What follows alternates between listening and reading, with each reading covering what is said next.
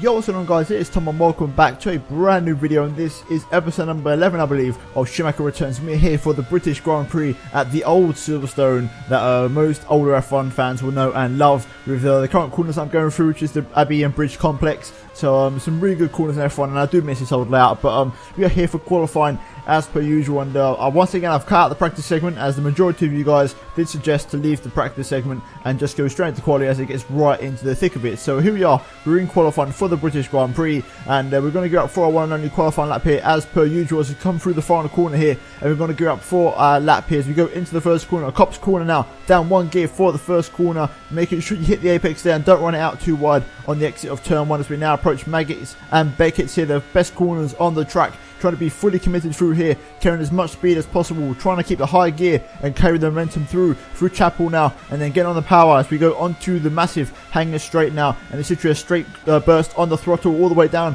to the first sector split before we approach Stowe corner. So now we're going to try and brake as best as we can. Speaking of Stowe, here we go now, down the fourth gear, trying to hit the apex here, just about miss it, and we're going to run out nice and wide, carrying some nice speed through there as we currently 6 tenths down on Montoya in the first sector as we go into the Val chicane, now into Club corner, and we're going to try and get into the power as soon as we possibly can here, go through the gears, putting the pedal right down there, really using the traction control as we now make our way into the Abbey chicane, going down 5 gears here, down a second gear, make sure you get the apex perfectly and then get onto the power as soon as you can, so then go through a little right kink, and then we're going to go through Bridge corner here, try and keep it as flat as you possibly can, and then swing it right, swing it left once again here for this left-hander here as we now approach Luffield, I believe, or Brooklands, down a second gear, make sure you get the apex once again, get the nose turned in, and currently we're 1.4 down on Montoya, so it looks like we're not going to be able for a pole lap, even though this lap has been pretty good as we now come out of the final corner here. Got a little bit of a kink here through Woodcut, but we're going to come across the start finish line, and this lap is going to put us in P11, so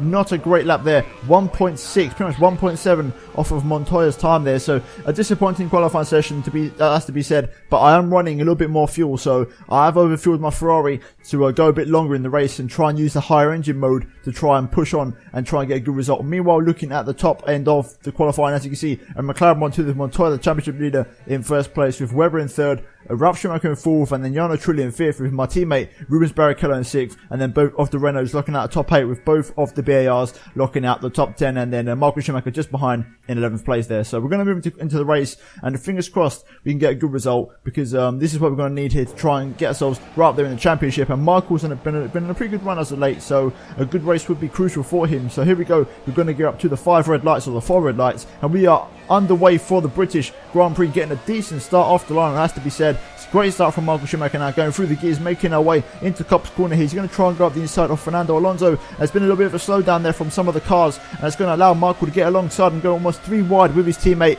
and Mark Webber into Maggots and Beckett's, but Michael so far up in the P6 there, so fantastic start from him, and also his teammate Rubens Barrichello up in the P4 at the moment, and as he's trying to overtake Webber, but now back down to P5, and a great start from both of the Ferraris, has to be said. Barrichello in P5 and Michael in P6 as we now go past our teammate here and make the move on Rubens Barrichello, and can we possibly get Mark Webber here into Stowe? Possibly. No, we can't. We've got some ridiculous straight line speed in this Ferrari this weekend, so I don't know what it is. There's some sort of glitch with the AI around here. For some reason, as soon as they hit 7th gear, they don't accelerate. They sort of stay around 300 kilometers an hour, whereas I can absolutely floor it. So a bit of a glitch there that I'm hoping will be automatically resolved, because I've got no fix for it. So fingers crossed that can be fixed. But nevertheless, here we go. We're going to try and have a look up the inside of Mark Webber here, but there's no room there at Luffield. So we're going to have to wait and hang back for a little while. And Mark was going to have to try and bide his time and wait for the moment, the perfect moment, to try and get past Mark Webber here. And now we get a pretty good exit out of the final corner through Woodcut now. Mark was picking up some mega slipstream on Mark Webber here, and he's going to go to the inside, and he's going to get past him way before Copse corner and make the move there for P4 on the Australian. So fantastic overtake from Michael Schumacher then. The straight line speed, like I was saying before, really paying dividends there, and the AR not seeming to match the Ferrari in a straight line because of that little glitch that I said. So meanwhile, Michael did push on later on in the race, and moving on to the end of lap 3. He's done a pretty good lap so far, and he's trying to size up Kimi Raikkonen here for a move, who's been held up by Michael's brother Ralph in a very impressive second place for him, has to be said. But Here we go, Michael is all over the back of Kimi Raikkonen and getting a pretty good exit out of Brooklands, I believe. And he's going to try and size up Kimi for a move, but Kimi just squeezes Michael a little bit there into the pylons. But Michael's going to have none of it. He's going to try and go up the inside of Kimi Raikkonen through Cop's corner, and he makes the move there. Fantastic stuff from the 7-time world champion on the Iceman. And that is him up into the podium positions, and he's now on the back of his younger brother, Ralf Schumacher, in the Toyota, doing a very good job in second place as we go through Maggots, Beckett and Chapel. And then we're now going to move on to the hangar straight, and can Michael Schumacher possibly pick up a toe here and try and get past Ralf Schumacher? Look at the speed difference here with the Ferrari. He's going to go to the outside, and Michael's going to breeze past his brother there way before Stowe corner, and that is the move for P2. And now 4 laps into this Grand Prix, Michael's gone from P11 to P2 in this race, and he's still got plenty of fuel to burn. And now is when Michael's going to try and push for the race lead and try and catch his championship rival Juan Pablo Montoya. So this is going to get really tasty here. But meanwhile, Ralph actually is coming back on Michael momentarily through a club corner, but Michael has got the straight line speed, like I said before, and he's going to stay ahead of his brother for the time being into the Abbey chicane. So so far so good for Michael Schumacher, P2, and he's now, like I said, going to try and hunt down Montoya, who is the race leader. So there's a lot on the line here. If Michael can beat Montoya again and finish ahead of him, there's a lot of points up for grabs. So this would be a fantastic result if Michael could catch him. And his pace was pretty good, but then at the Abbey chicane, Michael lost the rear end on the exit there, and that allowed Kimi Raikkonen back through, because Kimi actually overtook Ralf Schumacher, and Ralf was really dropping off the pace. He dropped down to P5, and meanwhile Kimi Raikkonen actually overtook Michael there because of that little mistake, because Michael was pushing so hard, and that's actually going to make Michael drop a place, and he's going to have to re-overtake Kimi Raikkonen once again. But this time Kimi is not being hindered by the chair of Ralf Schumacher, and we've got to move all the way on to lap 6 now. And once again, Michael Schumacher is going to try and pass Kimi Raikkonen now on the hangar straight into Stowe corner, way before Stowe corner actually. But Kimi's going to try and have another look up the inside here, little nibble up the inside of Michael, but Michael's having none of it, and looks like the position is pretty much done and dusted for P2 for the time being as we go into the Val chicane. And once again, hopefully Michael could try and hunt down Montoya this time, but going through the club corner here, Raikkonen actually gets a fantastic exit, and as you see, he's all over the back of Michael. And once again, that club corner seems to be causing all sorts of issues for Michael Schumacher there, so got to keep an eye on that, because the traction Michael's picking up is very poor through that corner.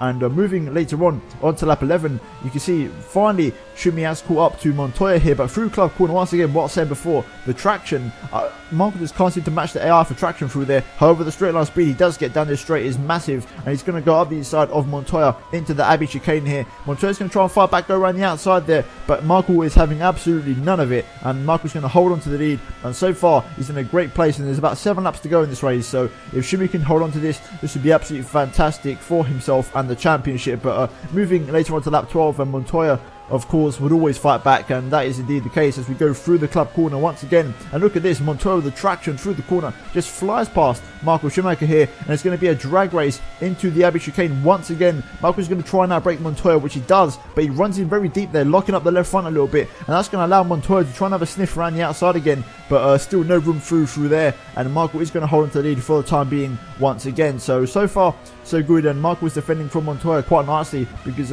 even though the straight line speed difference is in favour of the Ferrari, because the McLaren's in constant slipstream, he's actually been he's basically allowed to keep up with the Ferrari there. And as you can see, Michael makes a little mistake into the Val chicane, running a little bit deep there, and the rear end almost stepped out on him, but he managed to catch it. But Montoya is once again trying to sniff a move on Michael, but meanwhile it's Kimi Raikkonen who's going to pick off a move on his teammate into the Abbey chicane. So a fantastic result for us, because that means Montoya will drop 2 more points in the championship. And as you can see, Montoya has actually dropped back quite a lot, and it's Raikkonen who's now on the charge here, and he's trying to make a move into the Abbey chicane, but there's no room through just about there. But Michael locks up both front tyres, and Raikkonen has actually made the move on Michael Schumacher with pretty much 1 lap to go. So could Kimi Raikkonen win this race here? Because obviously Michael's got no pace. You can see his tyres are wearing out a little bit on the front left, 75% now. The tyres are also starting to go, and Raikkonen made a fantastic move into Abbey there, because Michael obviously double front locked up. So Raikkonen really being punchy now in his last couple of laps. But on the last lap of the race, Raikkonen runs in deep into the Val chicane. So similar to what Michael did a lap ago, Raikkonen runs in deep there, and that's going to allow Michael Schumacher to get a run on the Iceman here. And can Michael redeem himself into the Abbey chicane once again?